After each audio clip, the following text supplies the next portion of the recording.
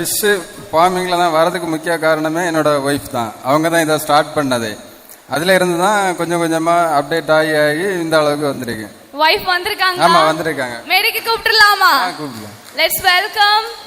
சொல்லுங்க மேம், உங்களுக்கு எவ்வளவு பெருமையா இருக்கு பை சீயிங் யுவர் ஹஸ்பண்ட் ஒரு அவார்டோட? ரொம்ப சந்தோஷமா இருக்கு. என்ன சொல்றதுன்னே தெரியல. ரொம்ப ஹாப்பியா இருக்கு.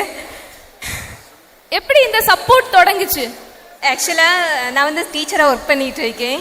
என்னோட கிளாஸ்ல பிள்ளைங்க டெக்கரேஷனுக்காக கொண்டு வந்தாங்க. அப்போ சின்ன சின்ன மீன்களை வந்து குட்டி மீன்கள் இருக்குல்ல, அதை வந்து சின்ன பவுலில் வச்சு டெக்கரேஷனுக்காக வச்சுருந்தாங்க. அப்போ அது பார்க்கும்போது ஒரு நாள் எக்ஸாம் போட்டுட்டு சும்மா ரவுண்ட்ஸில் நின்றுட்டு இருந்தப்போ ஜஸ்ட் அப்போ தான் அதை வந்து நோட்டீஸ் பண்ணேன். அது பார்க்கும்போதே ஏதோ மைண்டுக்கு நல்ல ரிலாக்ஸிங் ஆகிட்டு சூப்பராக இருந்தது அந்த ஃபீல். அதுக்கு பிறகு எனக்கு ஸ்டூடெண்ட்ஸ் தான் கிஃப்ட் பண்ணாங்க.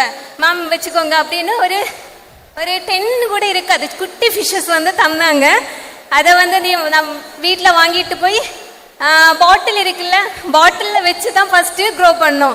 அதுக்கு பிறகு ஃபிஷ் டேங்க் வாங்கி ஃபிஷ் டேங்கில் கடையிலேருந்தெல்லாம் வாங்கி க்ரோ பண்ணோம். பிறகு இவங்க ஐடியா தான் ஃபிஷ் ஃபார்ம் வைக்கணும், சேல் பண்ணணும் அப்படின்னு எல்லாமே அவங்க ஐடியா தான்.